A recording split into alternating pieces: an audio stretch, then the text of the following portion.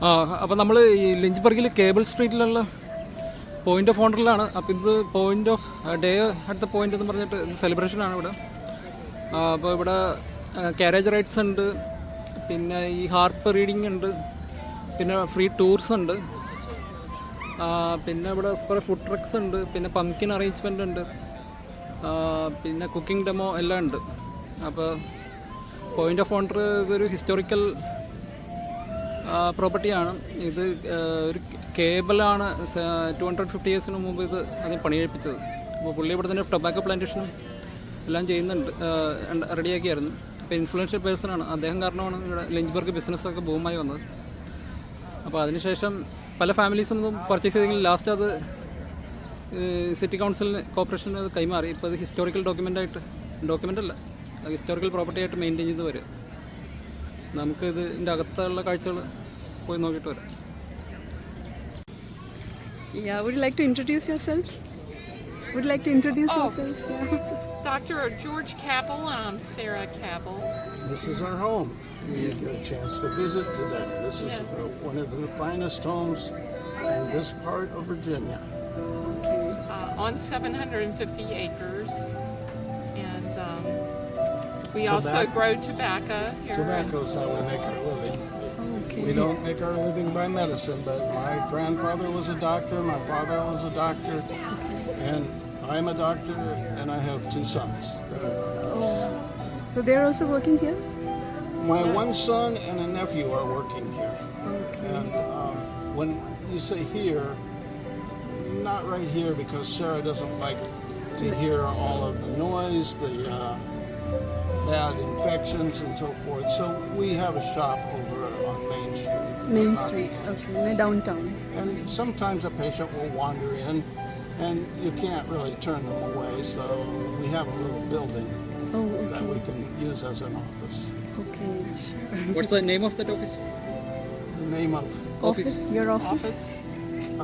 well, this is Point of Honor, and it would have been the name of the home. The office didn't have a name, but it would have probably been well known to be associated with the owner of the home, which was George Cabell, C-A-B-E-L.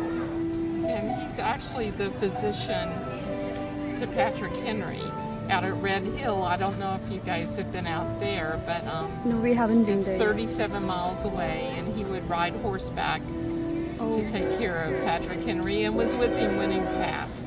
Okay, that's nice. He was a good friend. Okay. Take this. Now, all of my display here, if you have any questions, you just ask. Can you explain about this thing? Like, is it for weighing? This is a scale. Just in general, this is the apothecary. This is the medicine. The things that are given internally or smeared on the skin. Okay. And then this is surgical, basically. And there were surgeons, there were physicians, and the physicians were trained in higher rank of doctors. Most of the doctors were trained by apprenticeship. So if you wanted to be a doctor, you're going to take Mom here. She's going to bring you in. She's going to say, I want my son to be a doctor. So, okay, 5 years, and he will be my indentured servant, my bonded servant. You can't leave until I tell you you can't. Now, if you're sharp and you're picking up things quickly, you might only have to follow me around for 3 years. I'll turn you loose when I think you can practice medicine. And that's the training that they got. And as a surgeon's assistant, you would do the bleeding. Oh, bleeding. I would just decide, okay, let's take a pint and tell you, and then you would be doing the dirty work, so to speak. Okay.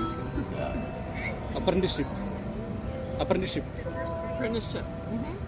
Yes.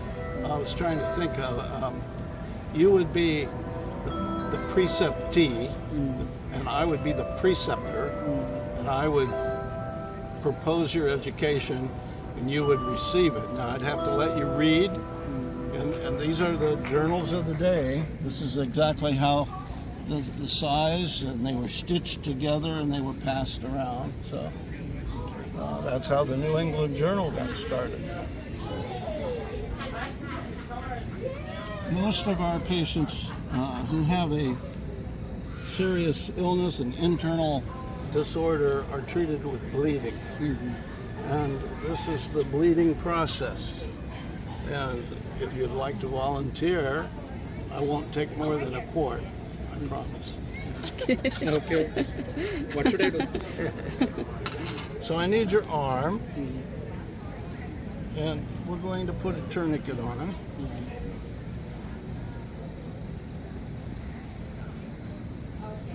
He's not too squeamish, is he? So you're about to take his blood? No. Okay.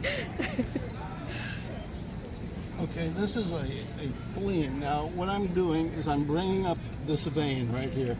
So we get this big vein standing up. This is a sharp blade, the phlegm. We put this over the vein and smack it with the phlegm stick. It goes, punctures the skin and cuts through the vein. Okay. Now we've got blood coming out. And we're going to collect that blood. Now, sir, you may need to sit while we're taking this. I will sit. Yes, it's best to have your patient sitting when you're bleeding them, because this is about the standard dose for some kind of internal disorder like a pneumonia or serious infection. So you still do surgeries and all? Or you still continue surgeries and all? Still you do surgeries? No, No. no. Okay. I'm a family physician, doctor. Yeah. The smaller bleeding, let's say you have a place on your chin, an abscess, an infection. This is a leech, and we use the leeches, put them on the skin, and they will attach. Once they start to suck your blood, they will fill up their digestive system, and once it's full, they will fall off. So they can't eat anymore, they can't hold anymore, and that's how you know they're done. And we pick them up, put them back in here. They'll digest their meal, and they'll be ready to eat again in about 5 days. And they still use those today at UVA. Where are you from? India. India. Oh, India. okay. How did you get to Lynchburg? So I work here. Okay. Oh, well, welcome. We're glad to have Thank you. you, thank you. Yes, and but UVA has a tank of leeches, and they'll use them on burn victims. Okay. Because they clean up the wound pretty nicely, and they'll take care of all of the blood, and they'll suck all of the hematomas and clots and things out. And they're clean. As long as I don't use my infected leash on you. Yeah. Of course you don't. And what is this? What This is a doctor's doll, and many of the ladies, you're going to have to switch the hands there, or here you go. The ladies were too shy, and they didn't want to say the word breast, and they did not want to unclothe. So the doctor's doll, you have that little pointer, you can tell me where you're hurting. You can tell me where your problem is. No, you have to point on the doll. Okay, like Yeah, this. see, now I have an idea of where it is. Okay. It's an indicator. Or you can do this. Yeah, if it's a particularly bad day. Yeah, bad day. And this is a stethoscope. And this is the earpiece. This is the piece that goes to the chest. So it's made of wood? It's a wooden? It's wood. They were all made of wood. There was a physician in France in about 1815. He was a very shy doctor, and he did not like to put his head down close to a lady's breast. So he was looking for a better way. And this is the Laneck stethoscope. This is the first one. He just rolled up paper and listened to it. Okay. And it magnifies. You'd be surprised. Put this up to your ear and just rub across the base. It magnifies the sound. Here. Yes, it does. And from this we graduated to the kind that you've seen with 2 earpieces and Okay. tubing. Stethoscope. Stethoscope.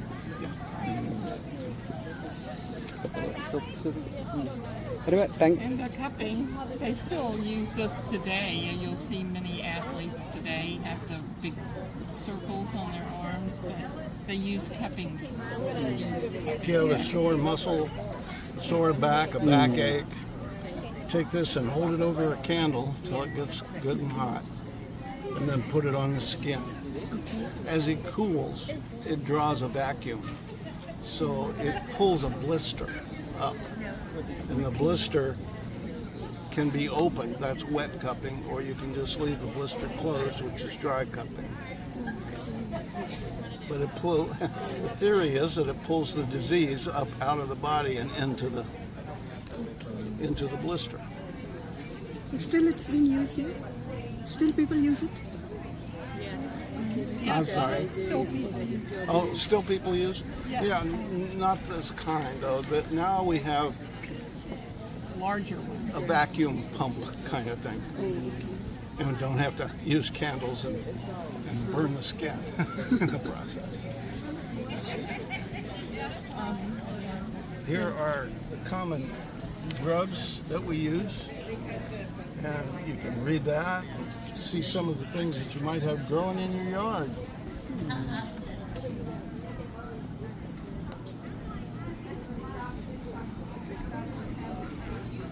And those are all put in the mortar and pestle and ground up into a powder, and from the powder then we make a pill out of it, or a paste, or a lotion, or a liquid that you drink.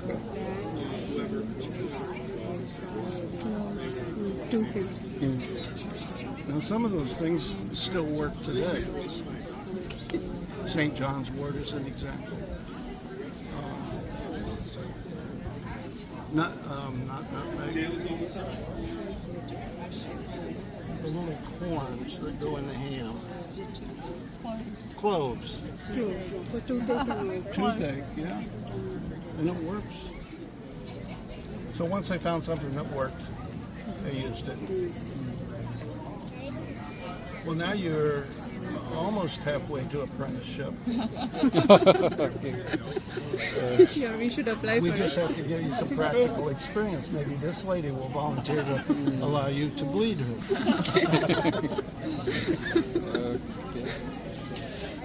And how long have you lived in Lynchburg? It's been 6 months. 6 months. Oh, you're brand new. Yes. Well, welcome. Well, not Thank you brand so new, much. but it's Uh-huh. brand new would be 6 days. Well, you'll have to go out to Red Hill. What brought you here? I work here in an IT company. Okay, well, welcome. Thank you. We're glad to have you. Thank you.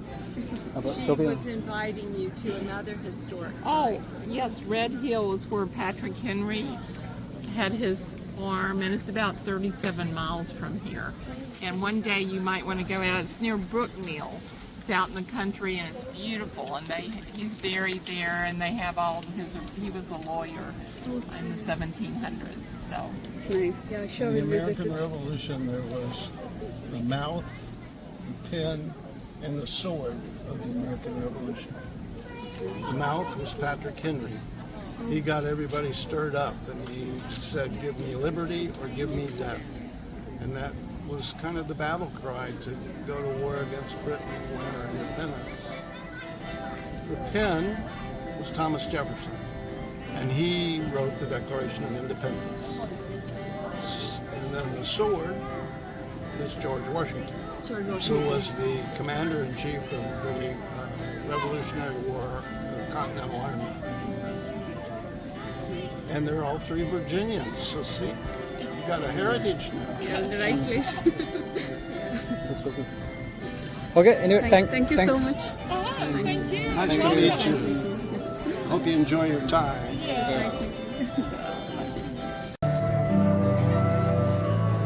അപ്പോൾ ഇത് harp എന്ന് പറഞ്ഞ ഇൻസ്ട്രുമെൻറ്റും പിന്നെ happy സ്കോഡുമാണ് വായിക്കണ കേൾക്കണം.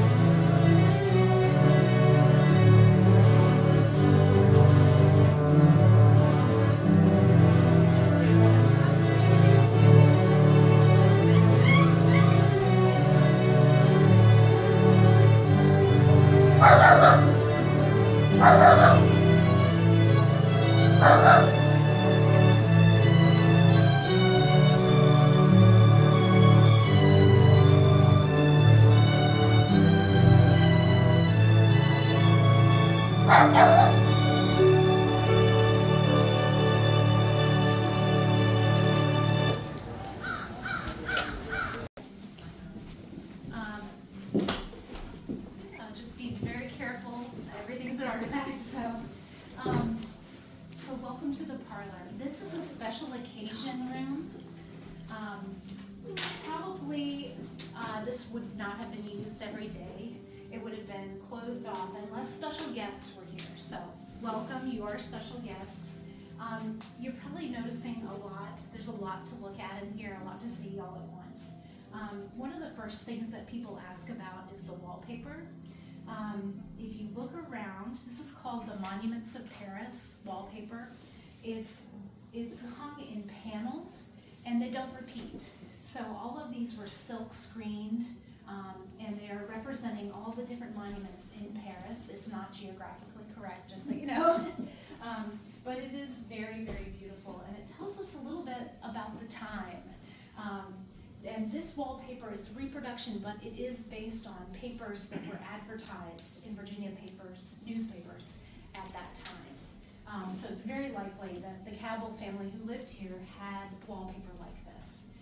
But if you look, you'll see this clothing style. This is very much like that early 1800 style of dress, the Regency era, kind of like the Jane Austen novels. That's what it would have looked like.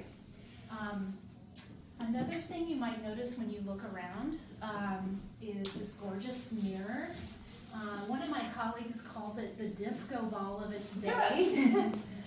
You notice it's convex, so it kind of curves out. And that's because it's not really supposed to represent a true and accurate reflection of us. It's actually meant to bounce light around the room.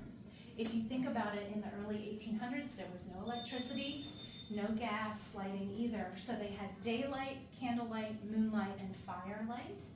And this, something like this with the gold and the crystals, it would have illuminated everything. It would have bounced light around the room like a disco ball. So very special. And then you'll notice a lot of the decor is also gold and shiny, and on the chairs you see that same gold tint. All of that was to reflect light, to help illuminate the room. Another thing you might notice is this gorgeous wedding dress. We know that a wedding took place in this room in 1837, October 31st. A woman named Elvira Daniel got married in this room, and that is the dress that she wore. So we're about to put this dress back in storage. It's been out for a while, so I'm glad you're getting to see it in the room where it was used. But the Daniel family inherited this property after the Cabell family built it and lived here. And originally this plantation was about 800 acres. So that included land that was on islands in the James River. But if you know Lynchburg at all, the plantation stretched all the way to Randolph College. It was huge. And now it's about 4 acres, so just to give you an idea. Why was it called Point of Honor? So there are a couple of stories, like all good stories, there are a couple of versions of it. One is people connect it to the practice of dueling. So dueling, like with swords or pistols, was illegal in the city of Lynchburg. And at that time, Point of Honor was outside of the city limits. It was considered part of Campbell County. And so the story goes, men would come to the point to defend their honor, and so Point of Honor. But then other people say it's just about the geography, because the property literally comes to a point between the James River and the Blackwater Creek. It kind of comes to a natural point. But we do know that this house was being called Point of Honor by 1817, so the name happened very early, and it has stayed with the house for 200 years. So, yeah. Any other questions about this room or about the Cabell family? Dr. Cabell was a physician. He was actually Patrick Henry's physician, but he also grew tobacco, and that's really how he made his money. And that's why he needed all that acreage, because tobacco is really hard on the land. Some of you may know. It strips the land of nutrients, and so you have to rotate crops and move them around. Did he have children? He did.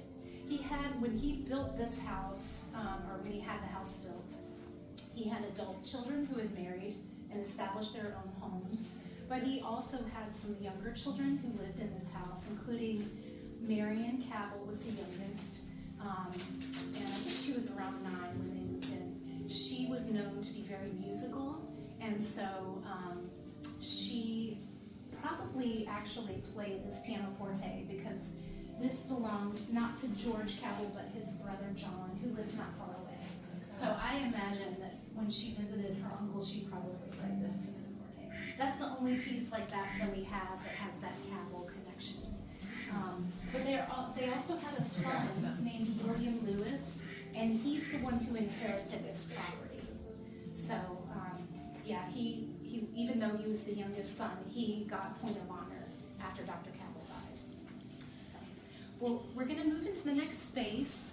So if you'll follow me, paint layers to find the original colors. And so as much as possible, we've tried to do that. And that's one reason why we think this wallpaper was a good candidate in here, because it matches so beautifully. But yeah, as much as possible. And you'll know this is sort of a traditional color from that era as well. You would have had to eat somewhere else, but that's okay, because you know what? If you had to sit at this table, you would have to sit for a long time. Yes. Dinner took hours. You'd have to sit still in your best dress and be on your best behavior for hours and hours and hours. So you were probably glad that you got to eat somewhere else, because this was really fancy, and it was really as much about talking as it was about eating. Yes, there was food here, and it was good food, but mostly people were sitting around this table so they could talk to each other, so they could share stories, so they could talk about, what can my family do for you? What can we, what can we work out? Who's going to be engaged? Can we work this family connection? Because that made the community even stronger.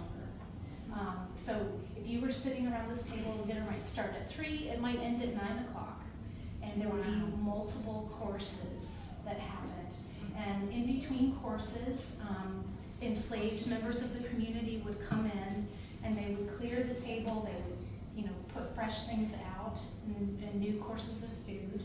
And the ladies of the house would probably stand up and they'd either walk to the parlor or they might walk outside and talk to each other alone without the men around. And the men might stay in here and sip cordial or something like that, talk politics. But this room, yes, people would eat in here, but it was mostly about generosity and hospitality. It was also a little bit about showing off, because there's a lot of fancy stuff in here and a lot of beautiful pieces that were very expensive. And of course the food itself all came from Point of Honor, except for a few things that would have been imported, and those would be very, very expensive and dear, but shared with guests as a show of hospitality. But if Point of Honor was doing well and you'd have a lot of nice things on the table, even in winter, because you could preserve it, you'd have such an abundance, you could preserve it and have it in winter too. So, forgive me if I already said this, but a plantation is kind of like a little tiny city. It's very self-sufficient. And so all of that, as much as possible, would be sourced from here. But things like sugar and rum and some special things like that would be imported. They would be brought by bateau up the James River, and so they traveled a long way. It was a big ordeal. And when you look around here, you'll see things like that were so expensive would be locked away in cabinets. And when you look at the furniture, you see a lot of it has locks on it. And so when dinner was over, the lady of the house would stay, everybody else would go. And then members of the enslaved community would come in and they would clean everything right here. Nothing left this room. So you didn't gather up the plates and take them somewhere else to wash. They would bring in tubs of water, clean everything, dry it, stack it, and then the lady of the house would count it, and it would be put away and locked, everything accounted for. Any questions? There are a couple of things I want to point out to Where's you. the restroom if they're here for hours and hours and hours? Yeah. Well, probably there were outhouses, and Right. there was a little light they could go outside, but there were also chamber pots and necessary chairs and things like that in other rooms, not in this one. But yes, ma'am. Is that real? It's not. It's not. It's fake food, and I'll let you touch this one, and you can let her touch it too. So it's a baked potato. Yeah, we had this out to kind of show what a holiday meal would look like. And you see, it's pretty simple. It's not fancy casseroles. It's pretty simple food, but to them it would have been pretty special. Did they harvest the oysters right here on the James? No, I think that would have been one of the things that was imported. So, Chesapeake. yeah. So since it came to a point at the river, so the ferry system come right up to this home because it was so prominent? I don't know the answer to that question. I think there must have been a landing. That would have made a lot of sense because getting to Lynchburg took a long time. There was no bridge at that point. There was like a place you could ford in Collins Mill area where you could take a horse over. But it makes sense to me that people could arrive by boat because that would have been a little bit simpler. Right. Before the bridges came in. Right, for the British and the railroad. Oil lamps? Yes. I think they're called argan lamps, and the oil, again, probably some whale oil would have been used in it, and it would illuminate the same as 6 candles. So kind of special. Before we leave this room, I want to show you, this is a portrait of Judge William Daniel Sr. He inherited this land from his daughter, and she married the Cabell. So that's how the land passed to him. So we're going to move into the next space. So if you'll follow me, and there's another group trying to come in, so I'm going to leave. This is kind of an interesting room. It's definitely where the Cabells would have slept, so it's a bedroom, but it's a lot more than that too. You probably have a room in your house or your apartment or whatever where everybody kind of hangs out all the time and everything happens. That was this room. So yes, they slept here. But also probably this is where the family ate a lot of the time when guests weren't here. And the children probably always ate in here. This is just a little more relaxed, a little more comfortable. And actually, this door, let me scoot past you real quick, I'll show you. This door leads straight outside. And it's very close to the hearth kitchen. Have you guys visited the hearth kitchen yet today? Okay. If you haven't, please do check it out because we've got some really special things happening in there. But this door leads almost directly there. So Mrs. Cabell could open this door, look, see what was going on in the kitchen, communicate with slave members of the community, and they could bring food in here. It was just a lot easier than trekking into the dining room. But probably this room was used for other things too. You saw the chamber pot. There are also 2 other restroom situations in this room, kind of hidden in plain sight. And that's these chairs. They look very fancy, but if you were to lift up the cushions, they have holes underneath so you can put a chamber pot. No way. Yeah, afraid so. Original throne. Afraid so. Yeah. I can't lift it right now. I don't have my gloves on. I can't touch it. But I will say, you know, if it was during the day and you needed to go, you'd probably just go outside. But if it was the middle of the night, you would not do that because it was too dark and you'd probably wake up the whole house. So this was really, you needed something, you know, and this would have been a little more comfortable if you were older or something like that. I would never suspect that. I know, it's shocking. But other things happened in this room too. Probably a lot of teaching happened in this room. Young boys and girls were taught how to read, write, and do math. Everybody needed to know how to do that. So they would have tutors, and then sometimes the boys would be sent off to school, either a day school in town or a boarding school. A lot of times girls would either continue with a tutor or their mothers would teach them everything they needed to know. Sewing, needlework, and how to run a household, because the hope was that they would marry and then have their own estate and be able to run that. So that knowledge would get passed down. Any questions about anything you see in this room? So the wood for the fireplace, they would keep the wood. Would they keep any of it in here, or would it be? Probably not. Probably enslaved members would just come in and keep track of the fire, feed the fire, come in through this door. Maybe a few pieces would be stacked close by, but there was so much going on in this room, you couldn't store it. Right. Is that the regular size bed? Is that for It's one from person that or era. two? It's for 2. It's pretty small. So they didn't have separate bedrooms like you see in a lot of. Not in this space. You know, there's symmetry in this house. So there's a room on the second floor of the children's room that's the same size. So if they were going to add they would add another bed to this room if they were going to do that.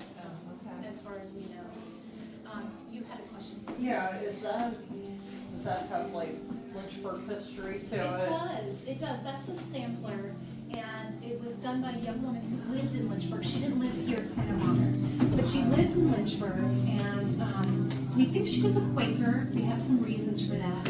And she was 13 when she made that. Oh, wow. So the sampler was kind of a fun, some people talk about it like it's a final exam for a young girl, but I think of it more as a rite of passage. You know, she already knew she already knew her alphabet, she knew all that stuff. She didn't have to prove that, but the sampler was done right around that age, 12 or 13, where she's hitting puberty, and she's starting to think about her own household. And she wouldn't necessarily marry at 13, but she would maybe even already being engaged or promised or something like that. So it's just kind of a signal that she's coming into womanhood. So a really special piece there. I will also say this door, it leads up to a set of stairs. So this is the back stairway. The enslaved would have used this staircase, the family. It leads up to the children's bedroom. And Dr. Cabell was kind of a clever man because they are very slippery and steep. But he had this added later. So originally it wasn't there, but he figured out if he put this in, he could close this door, close that door up there, and then it was like a little mini apartment or townhouse. And 1/3 of the house, and the whole family could live in it, and the rest could be, kept for company. And so you'd save on wood, you'd save on cleaning and all those resources and stuff. So pretty smart, pretty clever person. So the family used that too? Yeah, the Get family a nice used that. draft. When you open the door, it felt good. Yeah. Yeah, so, and, you see this is the front of the house, that's the back. You would also get drafts that way if you have the windows open. Very important then. Any questions before we leave the house? I'm so glad you guys could join us. What I'm gonna do is guide you out this door, and if you haven't visited the Hearth Kitchen, please do. And I do have a couple things to share with you as you exit. Good, I'm good. And welcome to Point of Honor and the Day at the Point. I'm Dr. Tavis Williams, and I'm giving y'all my best side right now. Excuse me. I apologize. 1 second.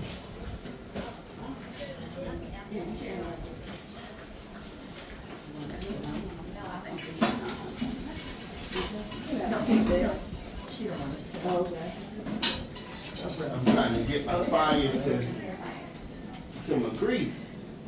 I'm frying some chicken today and baking some apples and sweet potatoes. I think I'm going to go ahead and pull my apples off. I want to see what we have here.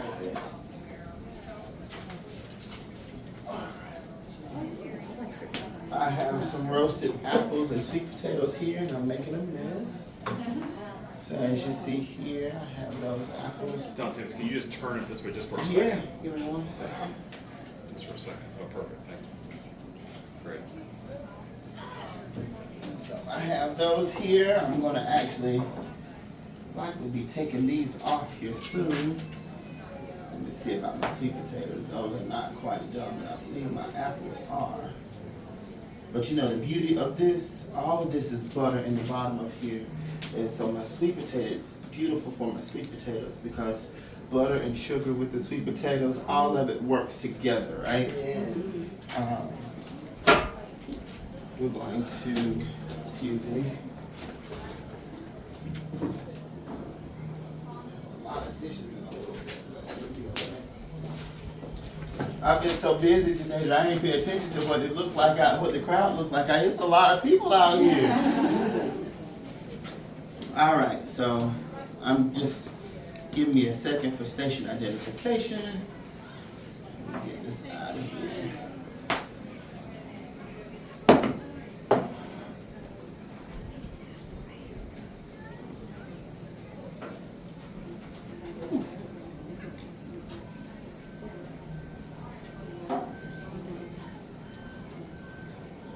That's a little more. What is it? Those are apples. And what did I do with my? That's an apple? Yeah. It's right here. Like, what did I do with my rag? The thing was hot.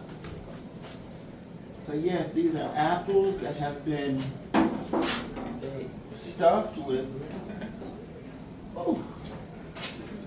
All right, and so they've been stuffed with butter, pecans, and sugar.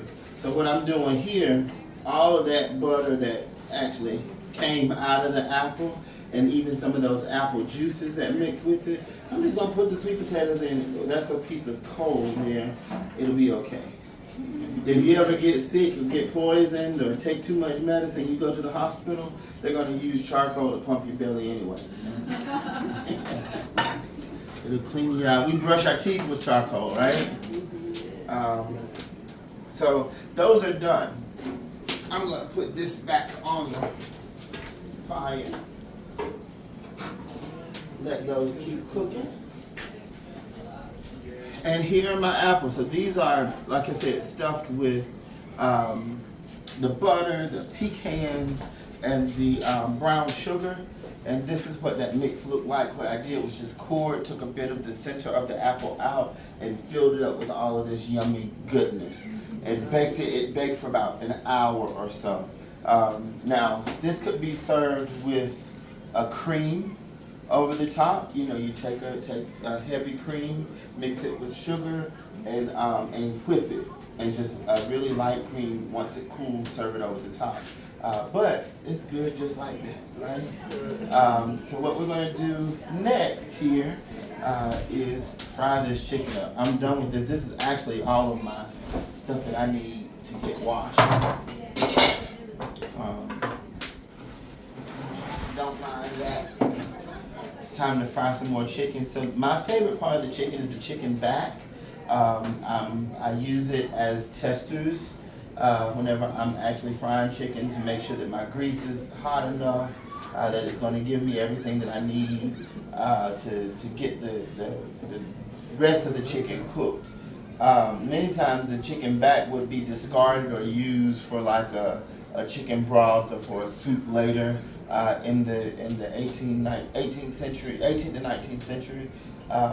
But today I'm going to use that as a quick snack, right? That's the chicken back. That's part of the chicken back here. These chickens that we get today are huge. I bought a chicken, I think the thing was like 6 pounds. It was too big, but that was the only thing that I could choose from in the store in which I bought it. I like to get the little small ones.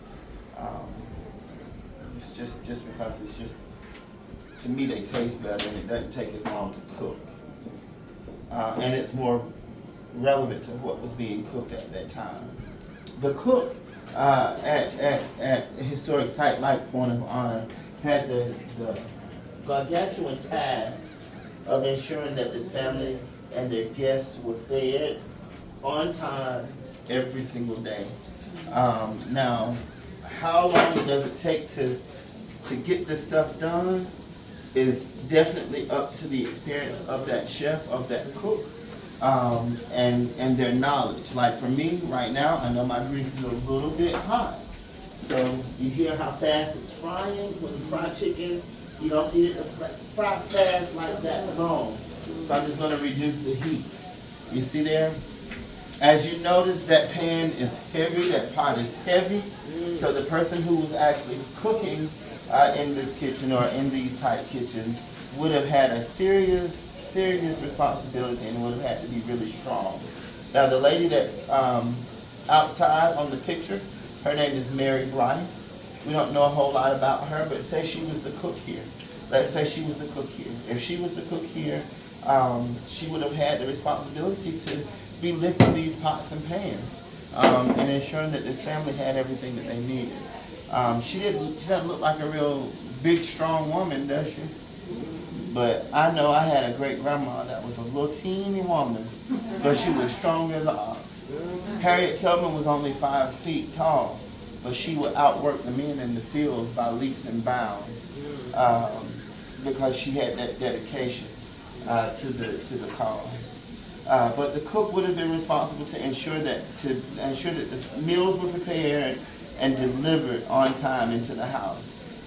They worked under the scrutinous eye of the mistress, who ensured that all of her spices and everything were well kept, and the inventory was kept well.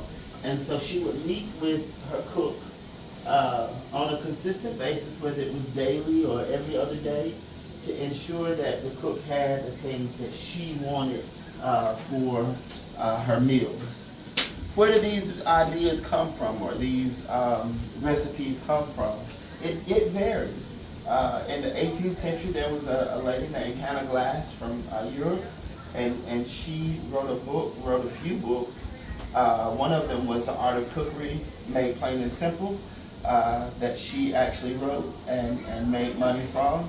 And these ideas of English cooking actually came to the colonies and came over with them and continued. And you know how we do, or how we used to do back in the day, I'm aging myself, when we would look through catalogs and order things. The women of the day, like we do even still, look through cookbooks and wish and do these things. That's what the mistresses of the homes would do to ensure that they were on the top level in their communities. And so even though their cooks did not know how to read and write many times, they would actually tell the cooks what would go into these dishes, and the cook would have to remember this. So the responsibility was great. The skill level had to be impeccable, and the memory had to be amazing. Simply because to be able to take these recipes that you've never heard and to recreate them and make them make sense and recreate them consistently, especially if it was something that was requested.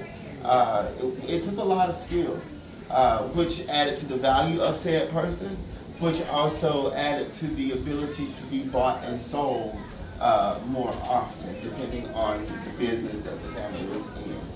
So it was a lot that we have to consider with the cooks on plantation. Do we know a whole lot about the people here at Point of Honor? The answer is no, we don't. We don't have a lot of information because this particular plantation site actually was bought and sold a few times over. Once I added that chicken, it cooled my grease off, so I'm going to lower it back. And so we don't know a whole lot about these people who were enslaved here, but we do know that Mary was here and that she existed. And so my goal is to have everyone who has come in here today to say her name around the site as you go through. Because as you say the name Mary Bryce, you breathe life into her, you breathe dignity into her, and you breathe honor back into who she is. We give honor to her where honor was never given. The picture, yes, it depicts a lady who looked dignified and honorable. But at the end of the day, whenever you strip off that beautiful white head wrap, that beautifully white starched and pressed neckerchief and brooch, that beautiful fan, at the end of the day, you see a woman in a work dress with buttons on the front of it, proving that she was of the enslaved class here on this plantation. Most of the women who lived in this place had hooks on the back of their dresses, wherein someone else dressed them. Mary dressed herself and possibly used those same hands to dress her mistress. Look at her face. Identify who she is, but most of all, let's honor the sacrifices that she made that she didn't even realize she was making. My name is Octavius Williams. I'm the owner of the Chronicles of Adam. I'll be here all day until about 3. Come on back and see me a little bit later on. Thank you. Thank you. അതാണ് ഇദ്ദേഹം പറഞ്ഞ Mary Bryce എന്ന് പറഞ്ഞിട്ട് നമ്മൾ ഈ ഡെമോയിൽ പറഞ്ഞുകൊണ്ടിരുന്ന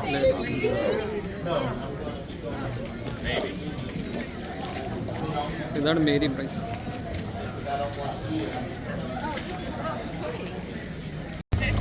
ഇത് നമ്മുടെ ആപ്പിൾ ഇട്ടിട്ട് അത് പ്രസ് ചെയ്തിട്ട് ജ്യൂസ് ആക്കിയിട്ട് മറ്റേ ആപ്പിൾ സിഡർ എന്ന് പറഞ്ഞിട്ട് സംഭവമാണ് അവർ പറയണത്. അപ്പോൾ സംഭവം ഒരു കോൺസെൻട്രേറ്റഡ് ആപ്പിൾ ജ്യൂസ് പോലെ ഉണ്ട്. ഇതാണ് ഇങ്ങനെയാണ് അവർ പ്രസ് ചെയ്തെടുക്കണം, ആപ്പിൾ പ്രസ്.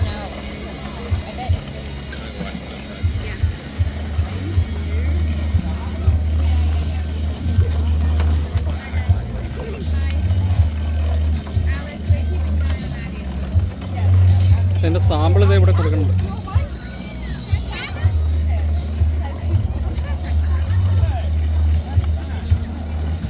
അപ്പോൾ പോയിന്റ് ഓഫ് ഓണറിലാണ്. അപ്പോൾ അവിടെ ഈ ഹോഴ്സ് ക്യാരേജ് റൈഡാണിത്.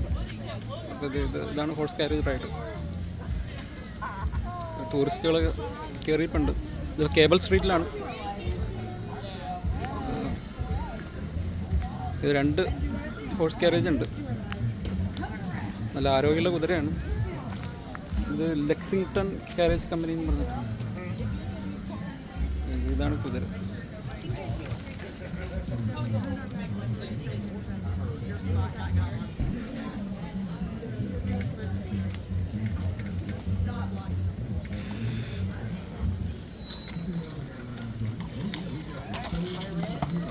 ഇവിടെയാണ് കെട്ടിയേക്കുന്നത്.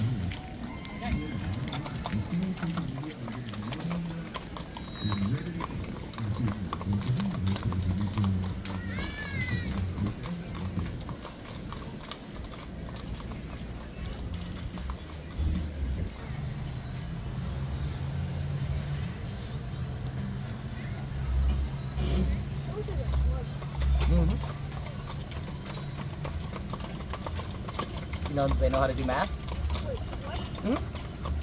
Horses can count. They've never trained ours, but they know a lot of other things.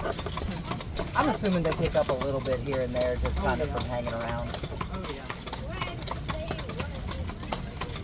They're like dogs. Yeah. You know, we were talking the other day. I think my dogs are learning to spell because there's certain words that we spell because they know what. You know. My cat's funny enough in the exact same way. At this point, they listen for just the certain sounds of it. Like, our one cat likes those little soup things. So anytime he hears ooh, he thinks he's getting a soup. Oh. So we got to start saying the S's. Can't even say anything that sounds like treat. Can't even come close to spelling it because the T noise.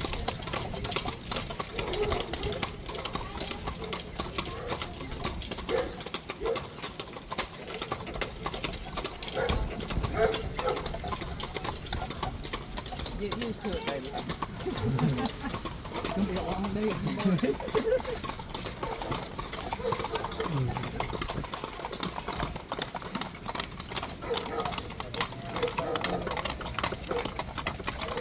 I remember last year it was like all up and down. They must have been exhausted by the end of the day last year. Well, the first year I did it was before COVID. And it was the first time, so we had some. Okay, that's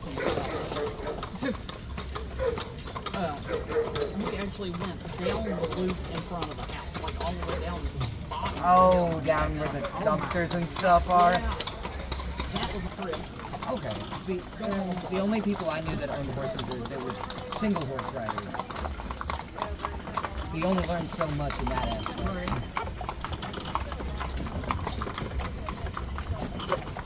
You really don't need to be in the front.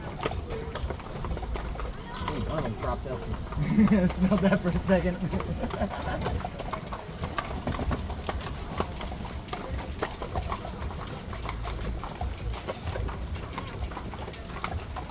They're walking like, I can't believe you in the front.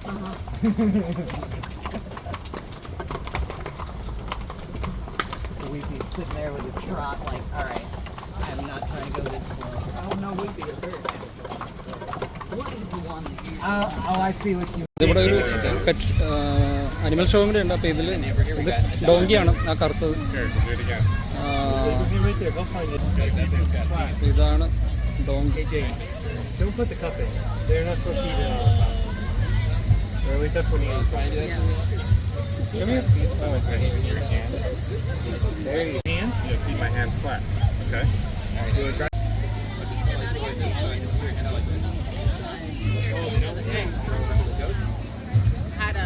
അതിവിടെ ഒരു special variety ഗോട്ടുണ്ട്. ഇത് painting ഗോട്ടാന്നാണ് പറയുന്നത്, black one. അതിൻ്റെ വേറെ എന്താ പേരെന്ന് അറിയില്ല. എന്നാലും ഞാനത് നോക്കിയിട്ട് ഡിസ്ക്രിപ്ഷനിൽ ഇട്ടേക്കാം. ഇതാണ് ഗോട്ട്.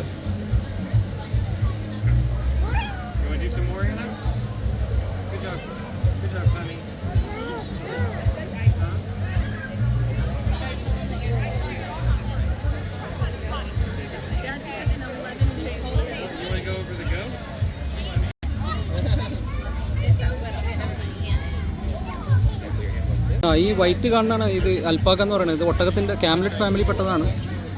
അപ്പോൾ ഇത് രോമത്തിന് വേണ്ടി ഉപയോഗിക്കുന്നത് മെയിനായിട്ട്. ഇതിൻ്റെ സ്കിന്നിന് ഈ ഫൈബർ അതിൽ ഭയങ്കര ലൈറ്റ് വെയിറ്റ് ആണ്, ഹൈപ്പോ അലർജിക്കാണ്. പിന്നെ നമുക്ക് മറ്റേ സ്വെറ്ററും മറ്റേ ഒത്തിരി ഫാബ്രിക്കൊക്കെ ഉണ്ടാക്കാൻ ഉപയോഗിക്കുന്നതാണ്. പിന്നെ തെർമോ റെഗുലേറ്റിംഗ് ആണ്. ചൂടുള്ളപ്പോൾ തണുപ്പും തണുപ്പുള്ളപ്പോൾ ചൂടും പ്രൊവൈഡ് ചെയ്യും ഇതിൻ്റെ ഗാർമെൻറ്റ്സ്. ഇത് വെച്ചിട്ടുള്ള ഇത് പെറുവിലും ബൊളീവിയയിലാണ് ഏറ്റവും കോമൺ. ഇത് സാധാ വെറൈറ്റി ഓഫ് അൽപ്പാക്കയാണ്. വേറൊരു വെറൈറ്റി അൽപ്പാക്കയും കൂടി ഉണ്ട്, അതിനാണ് കൂടുതൽ ഡിമാൻഡ്, കോയക്കായ എന്ന് പറഞ്ഞിട്ട്. അപ്പോൾ ഇതാണ് അൽപ്പാക്ക, ഒട്ടകത്തിൻ്റെ ഫാമിലിപ്പെട്ടത്.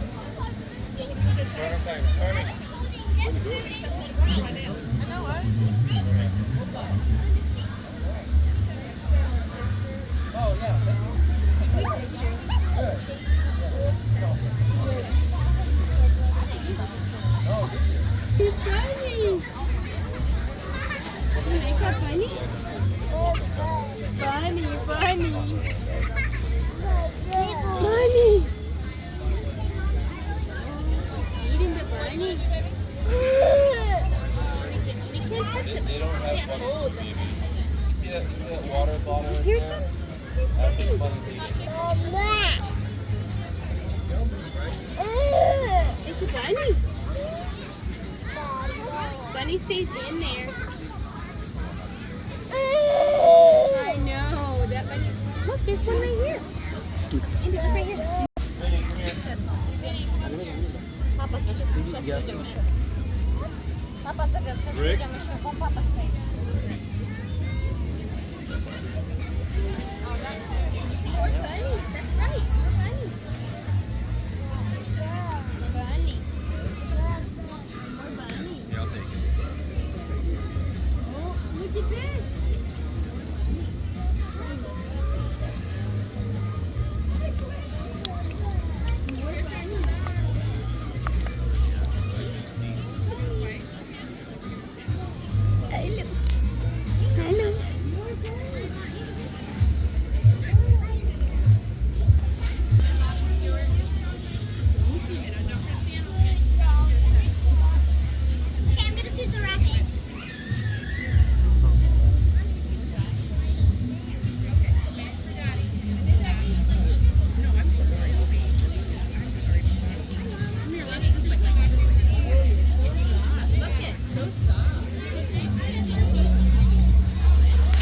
അപ്പോൾ ഈ പോയിന്റ് ഓഫ് ഓണറിലെ ഫോൾ ഫെസ്റ്റിവലിൽ ഒരു കാർ ഇവിടെ ഡെമോഷൻ ഉണ്ട്.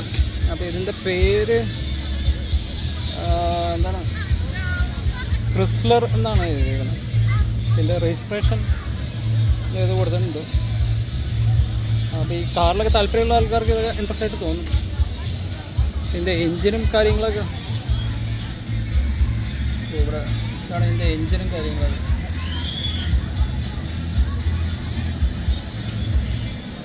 ഇതൊക്കെ അതിനെപ്പറ്റി അറിയാവുന്നവർക്ക് മനസ്സിലാവുമായിരിക്കും. അങ്ങനെ വലിയ ഡീറ്റെയിൽസും എക്സ്ക്രൂഷിയേറ്റിംഗ് ഡീറ്റെയിൽസോ അല്ലെങ്കിൽ അതിൻ്റെ സൂക്ഷ്മമായിട്ടുള്ള കാര്യങ്ങളൊന്നും എനിക്കറിയില്ല.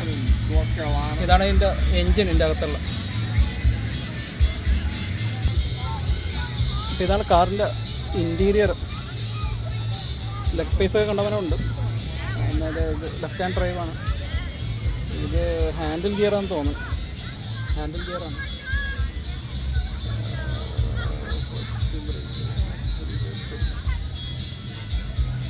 ഇത് 3 ഉണ്ട്. ക്ലച്ച് ബ്രേക്ക് ആക്സിലേറ്റർ പോലെ ഉണ്ട്.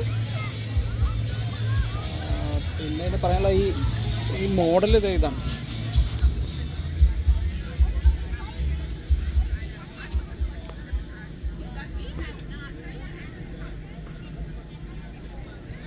Bike Chrysler. പ്രൊണൗൺസിയേഷൻ കറക്റ്റ് ആണോന്നില്ല. അപ്പോൾ ഇതാണ് ഇതിൻ്റെ പോസ്റ്റർ. ഇതാണ് more beautiful and tailored to your taste. പിന്നെ fluid drive with automatic safety control. ഈ ഫ്ലൂയിഡ് ഡ്രൈവ് എന്താണെന്ന് എനിക്കറിയില്ല. പിന്നെ അറിയാവുന്നവർ കമൻറ്റ് ചെയ്യുക. പിന്നെ എയർ ഫ്ലോ ബോഡീസ് എന്നൊക്കെ പറഞ്ഞ് കൊടുക്കുന്നുണ്ട്.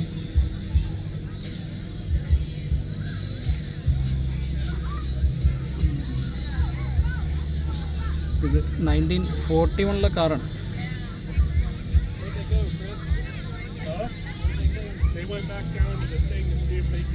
ഇതാണ് ഇതിൻ്റെ റിയർ വ്യൂ.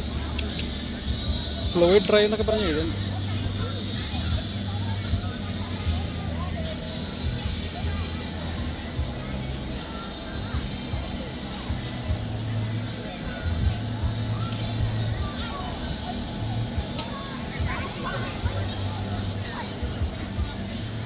ടയർ ഇതാണ്.